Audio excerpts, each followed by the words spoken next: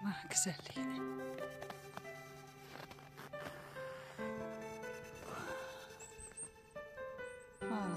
Ensizin yok.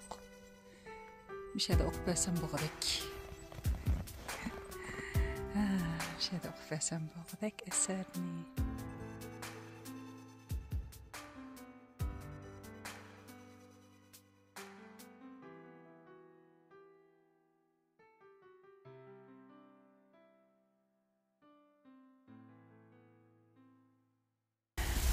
Assalamu alaykum.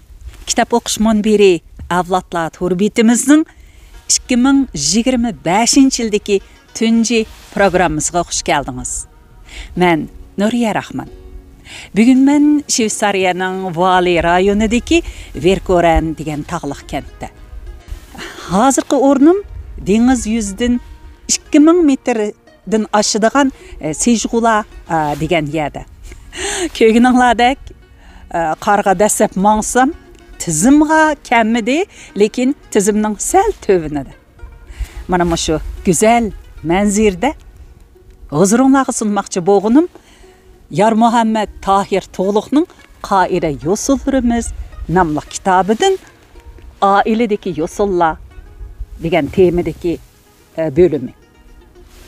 Xudoyim buyursa, bu yil har oyda bir qitim bo'lsa-mu, mushu Qoira yo'sullarimizdan huzuringlarga bir ariyani sunish orqali bu yilning ichida mush kitobni bir tugutib etay deb planladim. Xudoyim buyursa. Chunki bu kitobga kirgizilgan har bir mazmun biz Uyg'urlarningki tarixdan buyon jug'lab kelgan qoida yo'sullarimizni shu qadar inchga, shu qadar tushunishlik ham oddiy tillar bilan noiti tafsili yo'ritib bergan. Xo'sh, boshlayatay. Oiladagi yo'sullar. Bu cho'ng temada bir necha kichik tema bor. Shularni asosan o'qib beraman. Oldi bilan oilada pardishab. Uyg'urlar pardishabga alohida ahamiyat berdi. Pardishabni hayo jumlasidan sanaydi. Hayoni axloq fazilatning yadrosi. Hayosizlikni fazilatdan mahrum bo'lish deb qaraydi. Ayol erdan, er ayoldan, ota-onalar bolalardan, bolalar ota-onalardan hayo qilishi, pardishabni saqlashi talab qilinadi. Birinchi, gap so'zda hayo qilish. Yomon so'zlarni, eski tillarni tilga olmaslik. Bo'libmi nozik yerlarni tilga elib, tillashmaslik talab qilinadi. Ikkinchi, yurish-turishda, kiyinishda pardishabga diqqat qilish talab qilinadi. Qur'oniga yetgan qiz-yigitlar uyda bo'lsin, sirtda bo'lsin, etishga bo'lmaydigan yerlarni ichib yurmaslik. Kindik, qo'ltiq, yo'ta taraflarining ichilib qilishidan ehtiyot qilish talab qilinadi. Bonjour. Bu yerda shunday qarda mangdiganlarmi ancha-muncha o'tib turdi. Taomlashtiray. Ota-ona bo'lg'uchilarmi bolalari oldida kiyinishga diqqat qilishi, yerim yalang'och kiyimlarni kiyib yurmasligi lozim. Uchinchi, Uyg'urlarda uyda bo'lsin, ommaviy so'rinlarda bo'lsin, yal qo'yib etish intayin ayib hisoblanadi. Chunki u hamma odamda sodir bo'ladigan fiziologik hodisa bo'lsa-mu, lekin har bir ishning joyi bo'ladi. U kishilarga bearomlik, ko'ngilsizlik elib keladi. Shunga uningdan qattiq hazar qilinadi. To'rtinchi, televiziya programmalari hozir bak ochiqlashib ketdi. Jinsiy turmushga oid har xil ko'rinishlar, so'yishlar oilalarga bir xil yomon ta'sir elib kirdi. Bola-chaqalar bilan birga kino ko'rgili bo'lmaydigan bo'lib ketdi. Ba'zi oilalarda mana shu pardishabni saqlash uchun televizorni ikki qilgan. Tetiksiz ko'rinishlar oila a'zolarini o'ng'aysiz ahvolga tushirib qo'ymoqda. Bu Uyg'urlarning qoida yo'soniga butunlay xilof ish bo'layotdi. 5. Balog'atga yetgan qiz o'g'illarning ota-onasining hujrasiga ijozatsiz kirishi cheklanadi. 6. Qiz o'g'illar ota-onasining oldida sevgi, muhabbat haqidagi gap so'zlarni ochiq tilga olmaydi. Bu adabsizlik, hayosizlik hisoblanadi. Bu haqdagi talab orzulari bo'lsa, biror odamni kishi qo'yish orqali yetkazadi. 7. Uyg'ur qizlari bag'irdoq, kalta ishtonlarini ko'z ko'radigan oshkora joyga yaymaydi. 8. Uyg'ur qizlari cho'nglar oldida, yot kishilar oldida, erlar oldida oshkora pardoz qilmaydi. Bakmi qiynib pardoz qilmaydi. Hozir ba'zi qiz-cho'qonlar tap tortmasdan ommaviy so'rinlarda pardoz qilib o'tiradigan bo'ldi. Bu to'limi hayosizlik bo'ladi. 9. G'usl tarat olganligining ifodalarini oilasidagilarga kishilarga oshkorlamaydi, balki chochlari qurgandan keyin sirtqa chiqadi. Hozir ba'zilar bu ishni ko'z-ko'z qildigan bo'lib ketdi.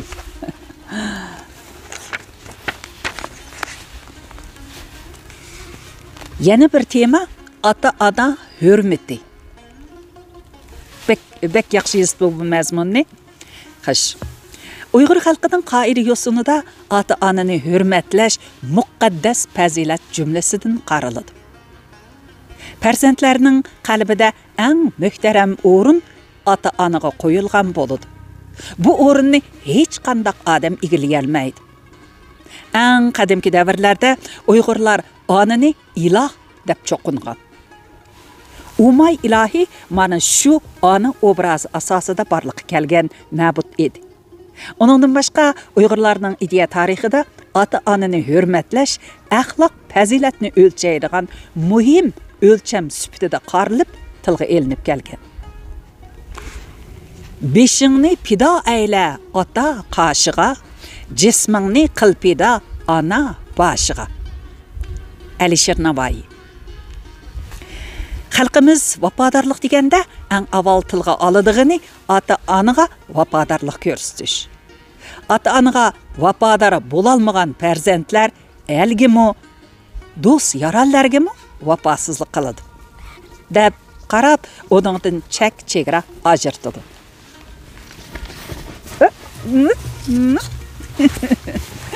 Salik.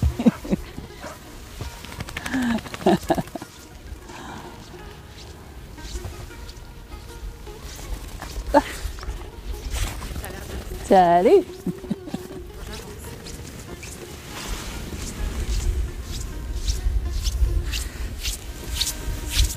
Bonjour. Bonjour. Ils sont très gentils, hein. Ah oui, ils sont pas venus Merci. vous... Non, non, absolument pas. Non, non, pas du tout dérangé. Bonne nouvelle? Vous aussi. Si.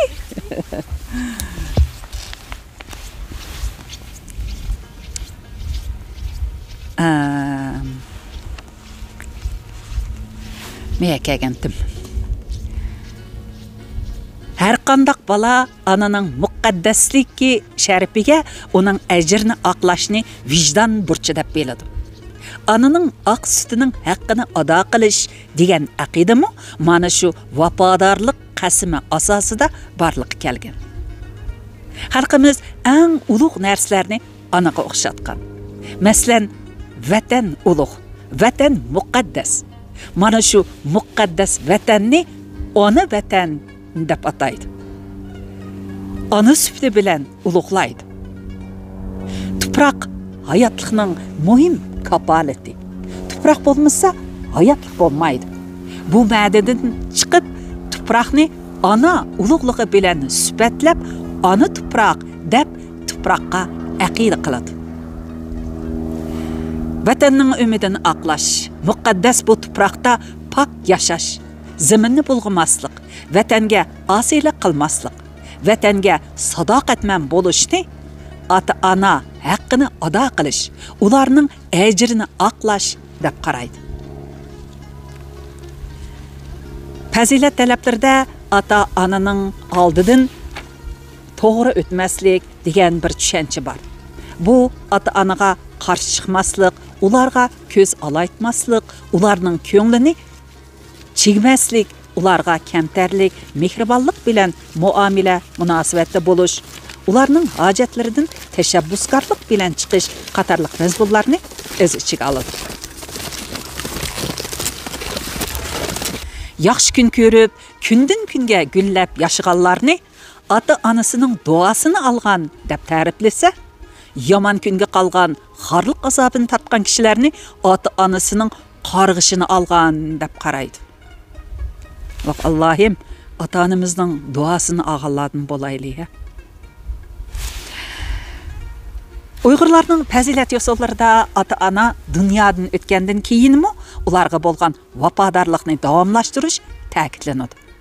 Buningda ota-onaning umid orzularini o'rindash, ular qilib bo'lolmagan ishlarni oyig'iga elib chiqish, ular yetolmagan manzilga yetib berish, ular dushman bo'lgan odamlarga dushman bo'lish, ular do'st bo'lgan kishilarga ota-onaga bo'lgan sadoqati yuzidan har qachon qo'lidan kelishicha yaxshilik qilish, qavm qarindoshlar bilan ota-onalar sabablik o'rnatilgan qarindoshlik aloqalarini uzmaslik qatorliqlar orqali ifodalandi.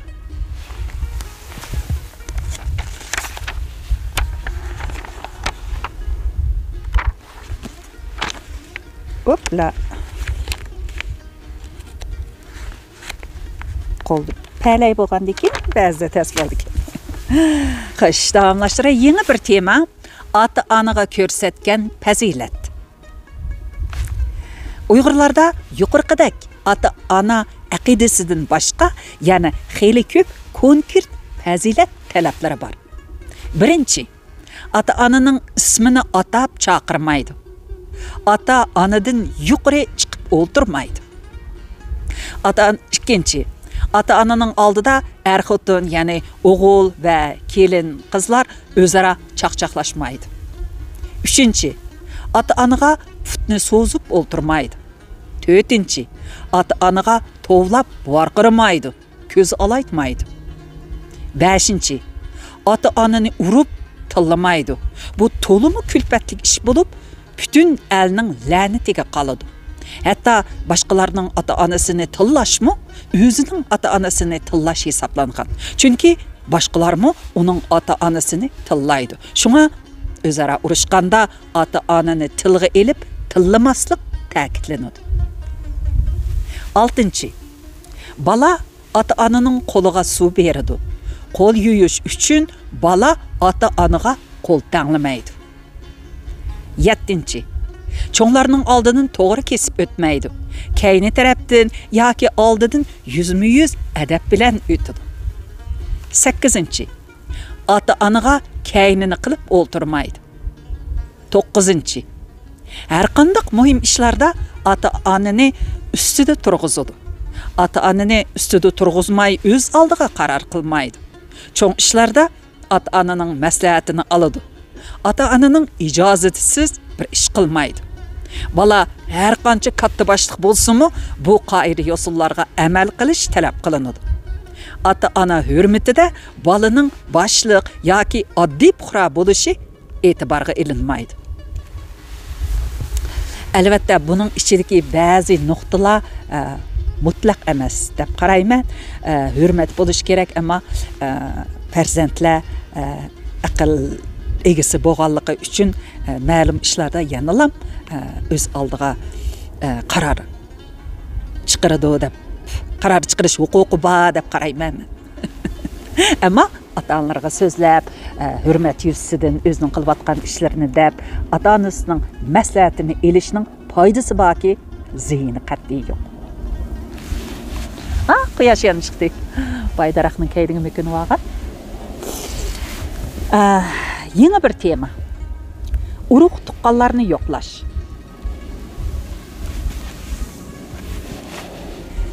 An'analarimizda azaldan davomlashib kelgan yaxshi, qutlug' ishlarimizning biri tuqqanlar o'zaro bir-birini yo'qlash. Ularga mehribonlik, shafqat bildirish orqali tuqqanchilik rishtini cho'nqirlashtirishdan iborat. Uyg'urlarda tuqqanlar yiroq bo'lsa-mu, lekin uni yo'qlab tursa, orliq bara-bara yiqilishidi. Orliq yiqin bo'lsa-mu, lekin yo'qlab turmasa, yiqildirimi jiroqlashib ketadi degan aqida bor. İzdashsa o'z, izdashmasa yot. Buningdanmi o'zaro yo'qlashib, bir-biriga mehribonlik yetkazishning xosiyati chiqib turadi. Buningda yana bir muhim shartmi bor. Tuqqanlarni yo'qlash hargizmi biror ta'ma bilan emas, balki ularga yaxshilik yetkazish uchun bo'lsa, ondan haqiqiy ma'nodagi vafodorlik bo'ladi. Xo'sh, yana birini o'qoy. Qabrni ziyorat qilish. Uyg'urlarning an'anasida bayram, hayit va ba'zi ozni oqshomlari qabristonlikqa berib, olamdan o'tgan ota-bobolari, urug' tuqqanlari, do'st birodarlari va boshqa arvohlarni ziyorat qilib, ularning ruhiga xotirjamlik tilaydi. O'zimi ruhiy xotirjamlikka erishib keladi. Bumi bir xil vafodorlik bo'lib hisoblanadi. Har qanday bir odamning oxirgi manzilgohi qabristonlikdir. U yerga nini ulug' to'kpikor azimatlarimiz qo'yilgan. Uni ziyorat qilish orqali bir tarafdan intayin cho'nqur ibratga ega bo'ladi. Ya'ni odam baribir o'ladi ekan degan tushuncha bilan bu dunyoda halol, pok yashash, hayotidan nishon qoldirib qo'yish, yomonlik qilmaslik, haddidan oshmaslikqa ogohlantiriladi. Yana bir tarafdan biz bovlarni aslab turamiz. Ular bilan ruhiy jihatdan bo'lsa-mu aloqalashib turamiz. Biz ularni yo'qlasak, biz qabrga kirgandan keyinmi bizni avlodlar yo'qlaydi.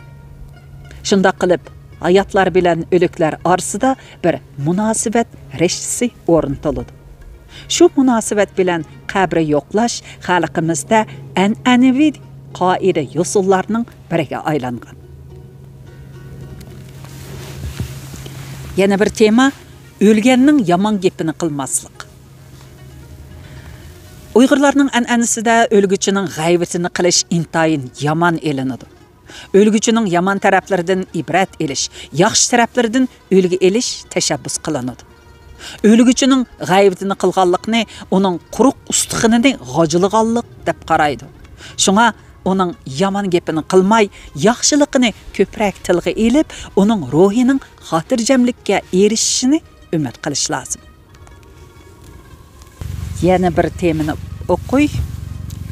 Bir-birini kamsitish yomon elinadi. Uyg'urlarning ilg'or qoida usullarining biri ojizlar, meyiblar, ko'rimsiz odamlarga yomon ko'z bilan qarash. Ularni haqoratlash nihoyatda yomon elinadi. Meyiblarni ko'rganda o'zining bejirimligidan, ojizlarni ko'rganda o'zining kuchligidan minnatdor bo'lish. Kambag'allarni ko'rganda o'zining boyligidan minnatdor bo'lib, ularga yordam berishga da'vat qilinadi.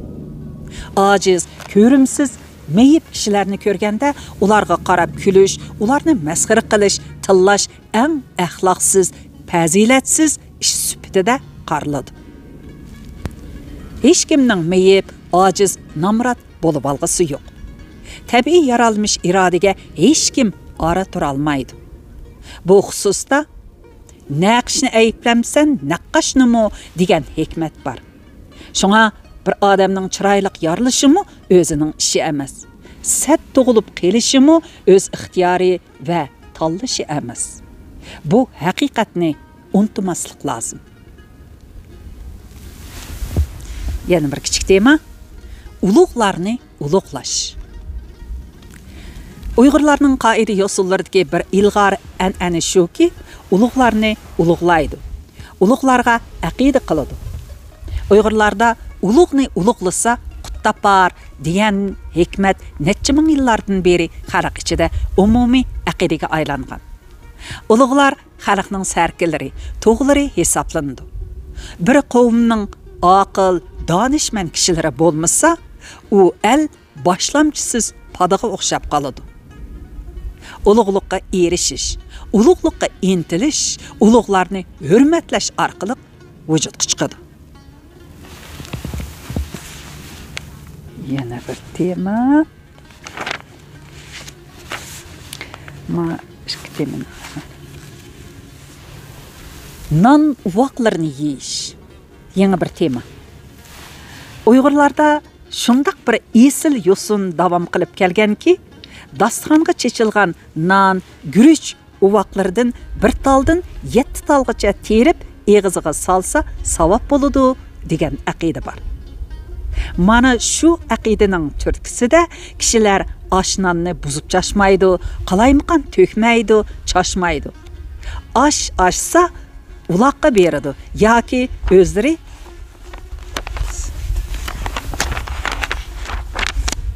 isitib yeydi. Ko'chalarda chechilgan ashliq dallari, tashlanib ketgan non parchalari uchirsa, terib yanchiqqa soladi yoki terib elib dassalmaydigan bir yerga elib etadi. Chunki nonni dassash ko'rliqni keltirib chiqaradi degan aqidaga amal qiladi. Dasturxonga chechilgan non uvoqlarini, guruchlarni terib og'ziga soladi. Lekin qashlardagi oshlarni oshirib qo'yish yoki chala yeyishni ayib oladi. Oshlarni pokiz yeydi. Hatto qo'rsqi to'yib ketgan bo'lsa-mu, zo'rlab oshni pokiz yeb bitishni shu oshning to'kilib ketishidan afzal biladi.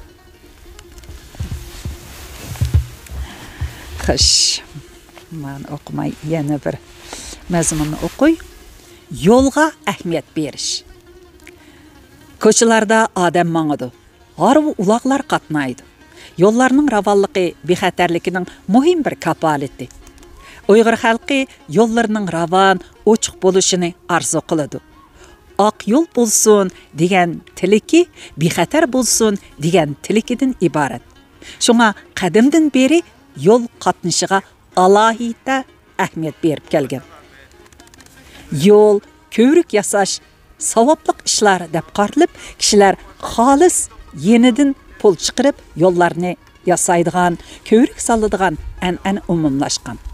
Mana bu shundaq saxovatlik ishlar eng kichik yo'lda uchirgan kishilarga qulaysizlik yetkazadigan toshlarni yo'ldan elib etish, patqoq bo'lib ketgan joylarni tuzashtirib etish qatorliq ishlardimi ifodalangan.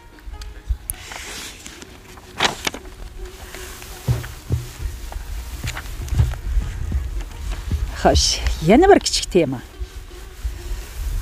Niyatni a'lo bilish. Uyg'urlar niyatni a'lo biladi. Yaxshi niyat yaxshilik ilib keladi. Shum niyat yomonlik ilib keladi deb qaraydi. Shunga niyati saodat degan aqidaga amal qiladi. Niyat yomonning qozini to'shuk degan maqolmi shundaq an'ana asosida barliqqa kelgan. Amiriyatda niyat bilan iqbol bir sapda turadi. Niyat iqbolni belgilaydi. Niyat buzilsa, iqbol buziladi. Shunga xalq orasida bir odamning taqdirini uning niyat iqboli belgilaydi deyish mushundaq bir-birini shart qilish munosabatidan chiqib aytilgan. Oilaga nisbatan to'y qilishdan tortib, uy tutishqicha bo'lgan hamma ishni yaxshi niyat ustiga qurishni ta'kidlaydi. Hatto yaxshi niyat ustiga qurilmagan nikohni halol nikoh deb qaramaydi. Savdo setiq ishlardimi niyat to'g'ri, samimiy bo'lish talab qilinadi. To'g'ri niyat ustiga qurilmagan savdoni halol savdo deb qaramaydi. Kishilar bilan bo'ladigan har xil muomala munosabatlardami yaxshi niyatni oldingi o'ringa qo'ydi. Har qanday ish yaxshi niyat bilan qilinsa qutlug' bo'ladi. Niyat buzilsa qut ketadi deydi. Bu xususda xalq orasida mundaq bir hikoya tarqalgan. Sen buzlaqtın. Az qaldı tügütüydü. Allah bir yügrep kelatıdı yana.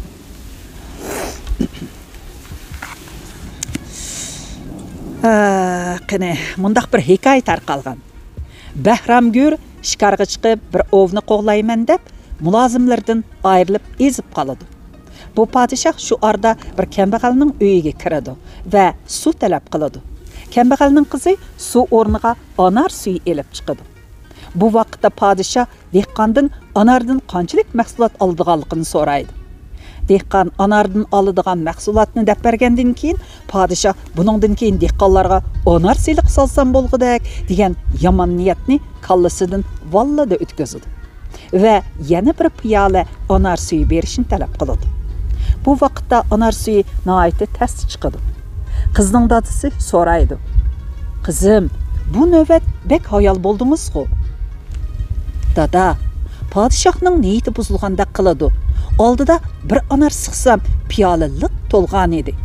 Bu navbat 3 anar siqsam bir piyola oron to'ldi.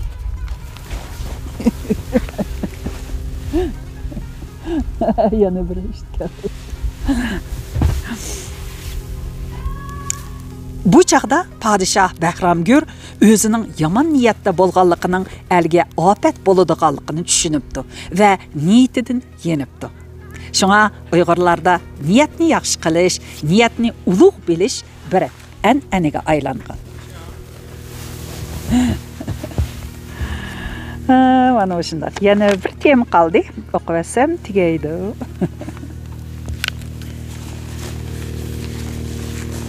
Mala ichkasin.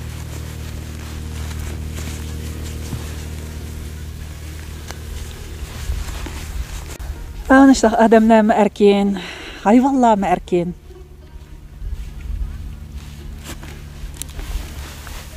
En ahirgi bir kichik tema yaxshilikni kimga qilish kerakligi haqida. Yaxshilik qilish Uyg'urlarning yaxshi an'anasi deyilsa, yaxshilikni kimga qilish, kimga qilmaslik qoida yo'sullaridagi muhim bir tanlash hisoblanadi. Yaxshilikni o'ziga qaram bo'lgan kishilardan boshlash qoida yo'sin engidagi bir an'ana. Biroq buningmi o'ziga tushliq qoidasi bor. Avval o'zining ota-onasi, xotin, bola-chaqalari, tuqqanlari, qarindoshlari, cho'ngdada cho'ng onalari, bir navra tuqqanlari qatorliqlarga yaxshilik qilinadi. Bo'libmi ularning ichidagi yaxshilikqa muhtoj bo'lgan kishilarga avval yaxshilik qo'lini sunadi. Andin qurbati yassa, qo'lidan kelishicha boshqalarga yaxshilik qilish tashabbus qilinadi. Yaxshilikning muhim o'lchami yoki qilipi yo'q. Iqtisodiy jihatda muhtoj bo'lsa, ularning qiyinchiligidan chiqsimi yaxshilik.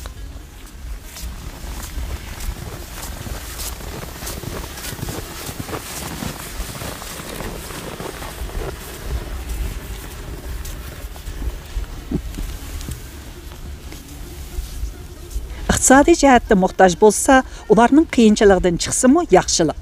Ularga haqiqiy mehr muhabbat bilan vafodorlik ko'rsatish, kasal bo'lib qolsa qarash, yaxshi gap qilish, ularga azor bermaslik qatorliqlarmi yaxshilik hisoblanadi. Klassiklarimiz degan, yaxshilik qilish qo'lingdan kelmasa yomonlik qilma. Yomonlik qilmaganlikmi yaxshilik qilganlik bo'ladi. Yaxshilik qilish insonning tabiati. Yomonlik qilish inson tabiatiga qilingan osiylik.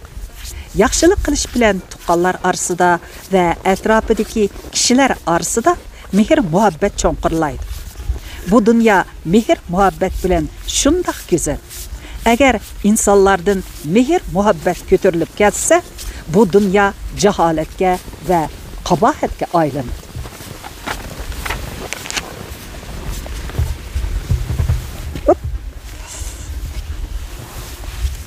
Şuna Uyg'urlarning an'anaviy qoida yo'sullarida yaxshilik qilish, yomonlik qilmaslik inson o'lchimini, axloqiy fazilatini o'lchaydigan birinchi nomerlik tarozi qilingan. Shunga Uyg'urlarning an'anaviy qoida yo'sullarida yaxshilik qilish, yomonlik qilmaslik inson o'lchimini, axloqiy fazilatini o'lchaydigan birinchi nomerlik tarozi qilingan. Uyg'urlarning odatida yaxshilik qilganlarni farishtaga, Xizrga o'xshatsa, yomonlik qilguvchilarni iblisga, yilonga, choyonga, yalmavuzga o'xshatadi. Uyg'urlarning an'anasida yaxshilik qiladi. Minnat qilmaydi. Minnat qilishni sexiylikning, yaxshilikning ofati deb qaraydi. Minnat qilish yaxshilikni pak-pakiz yo'yib etadi. Yaxshilik deganni xolis niyat bilan qilish lozim. Biror narsa undirib olish maqsadida qilingan yaxshilik aldamchilik bo'ladi deb qaraydi. Qadimki Uyg'ur maqol tamsillarida yaxshilikni suvning oyig'iga tashla, beshidan izda deyilgan. Bu deganlik yaxshilikqa erishiman degan ta'madi qilma deganlik bo'ladi. Yaxshilik qilgan odam amaliyotda o'ziga yaxshilik qilgan bo'ladi deb qaraladi. Bugungi bu mazmun sal uzun bo'lib ketdi. Endi amal yo'q, bu mazmunni tanlabdiman. Talad bo'ldim, xeyli muzildim. Ağzırım gap kelmayapti. Ancha-muncha odamlar o'tib, ishlar o'tib, sal arliqda uzilib qolishlar bo'ldi. Mana biz Uyg'ur xalqimizning mana shunday esil, go'zal an'ana qoida yo'llarimizni cho'qim davomlashtirishimiz kerak. Bolalarımızga so'zlab berishimiz kerak. Hatto o'zimizmi har as qoida yo'llarimiz bordi deb samimizga selib turishimiz nihoyat zarur deb qarayman. Sizlar shunday qaraysizlar-ku deyman. Ma'qul emsa, hurmatli qarindoshlar, bugungi programmamiz mushakchi bo'lsin. Kelar qitamliq programmamizda ko'rishaylik. Endi men chanamga o'ltirib tövanga darhol tushib ketmasam bek muzlab ketdim. Xayr, xo'sh, aman bo'laylik. Xayr, xo'sh. 2025-yilda hammanglarga aman, esenlik, salomatchilik, uzun umrlar, barakatlar, shodliklar tilayman. Xayr, xo'sh.